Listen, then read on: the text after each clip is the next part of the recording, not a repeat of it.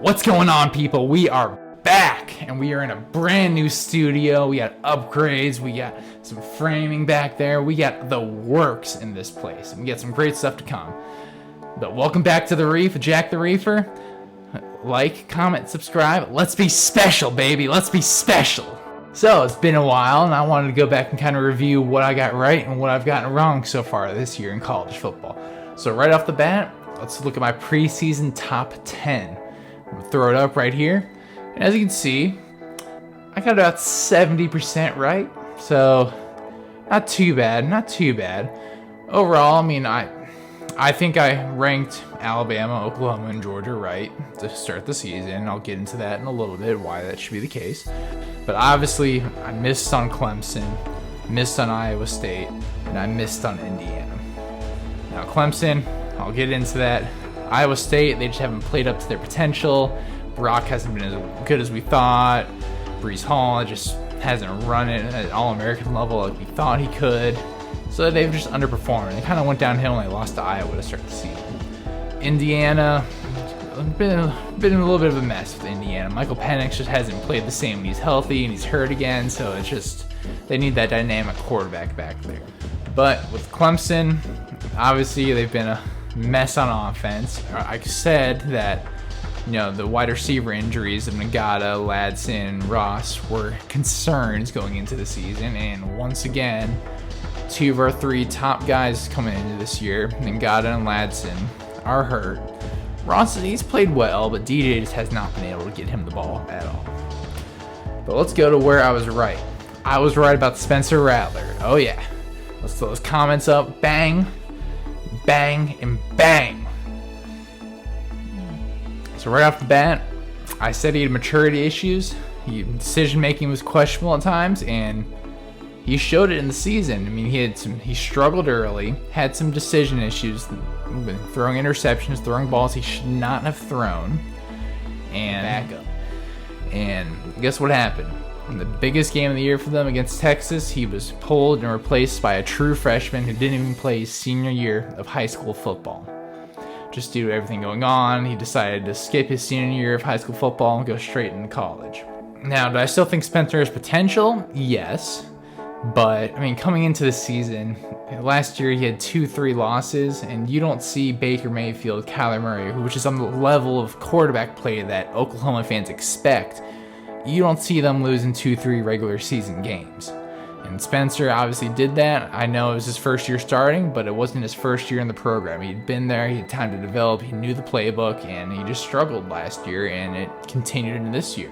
So he got benched. So I was right about that. With Notre Dame's quarterback troubles, I was right about that as well. I said they were going to start Cohen, but they should start Buckner. And what do you know? Going out against Florida State, they started Cohen, but as the season has progressed, they've seen that Jack Cohen's not as dynamic as they had hoped. And I mean, there's a reason that Wisconsin let him go.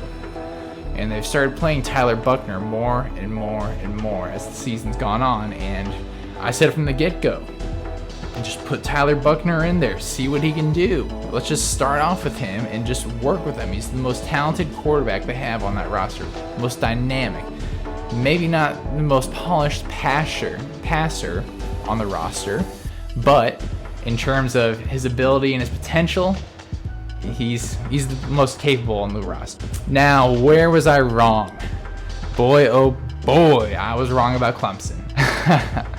I thought DJ was going to slide right in there after Trevor, and we were just going to keep on keeping on. But there was a significant dip. And I don't know why. I mean, all the signals pointed to positivity, a positive outcome this year from DJ. I mean, he did great against Notre Dame last year. He struggled a little bit against Boston College last year. But the biggest game of the year at Notre Dame in South Bend Stadium, that stadium absolutely rocking. He stepped up there, threw for over 400 yards, and was a stud. And we just haven't seen that guy this year. I don't know what's going on. I don't know if it's the play calling, the offensive line's to blame. Some people are blaming the offensive line. But we haven't had an offensive line since maybe 2019, 2018. I mean, realistically, our quarterbacks have been, when we've been talented, Taj Boyd moving the pocket, running for his life. Deshaun Watson moving the pocket, running for his life and making it happen. Kelly Bryant running around back there, running the ball, making things happen, mobile. And Trevor Lawrence running for his life, mobile, making things happen. And DJ just hasn't shown that mobility to kind of improvise with a bad offensive line that our previous quarterbacks have. So I'm not sure what the answer to that is, but I think it's more just maybe not the right quarterback fit. But we'll see. We've got We got Cade Klubnik coming in January. And we're going to see what happens. I mean, maybe he'll be able to fix our issues. The offensive line, I don't think our problem's going to change. I'm still pro starting the younger 5-star freshman that we have in Tristan Lay. For some reason, we're not starting him, or at least giving him a shot to play. But he looks the part on the sideline there. I mean, he stands out. He's a big fella on that sideline. But I don't know what's going on with there. But there's just a lot of issues with Clemson football. I'll probably make a video in the future. And also, I was wrong about Ohio State and their quarterback situation. You know, coming into the season, I thought that they were going to play Quinn Ewers. He's the highest paid guy on their roster, and what's the point of having your highest paid player sit on the bench? Logically, that doesn't make sense to me. There's a reason he's the highest paid player. Let's see what he's got, because if he doesn't have it, and guess what? Those boosters get to put money into different players, reallocate their resources into players that are going to make a difference for your football team rather than continue to pay a guy who's got all this potential. Well, we don't know if he's actually good or not, but he's the highest paid player sitting on the bench. And CJ Stroud struggled early, especially against Minnesota and earlier in the season. But you know, he righted the ship, and he's playing very well right now. He's gotten progressively better and better and better every game.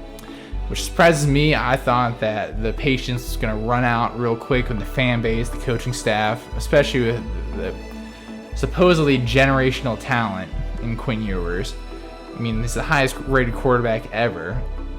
But I think a little bit has to do with just the whole pandemic and them not being able to go to these scouting camps and relying on the tape where, you know, he played in one of the best programs in Texas football, and about probably 90% of the teams they played, they just blew out. So he looks great on tape in high school. My hot take for the rest of the year, which we'll get to revisit later on, is Georgia will not win the national championship with Stetson Bennett at quarterback. It's not happening, people. The mailman is not winning a national championship. You need JT Daniels to come back healthy and play up to his potential. Play like he did his freshman year at USC. You need a mobile and diverse quarterback that can excel doing multiple things. Now, JT Daniels isn't, he's not exactly a threat to run the ball, but he's pocket presence, pocket poise, can move around, and he's got the arm talent to make any throw on that field, which is absolutely great and what Georgia needs. Because, they've been running the ball all season. Zamir White and Cook, they're both great runners, and, they're doing well against their competition. But Georgia's tried this before. They've tried it before. They tried with Todd Gurley. Didn't work and didn't get past Alabama. They tried with Nick Chubb and Sony Michel. Didn't work. Didn't get past Alabama. And they tried again with DeAndre Swift. It didn't work. They still don't have a national championship. We've seen this story before, folks.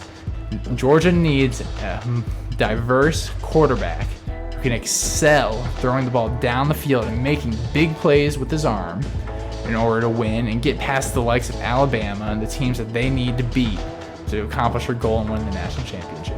Is it possible that Georgia wins it? Yeah.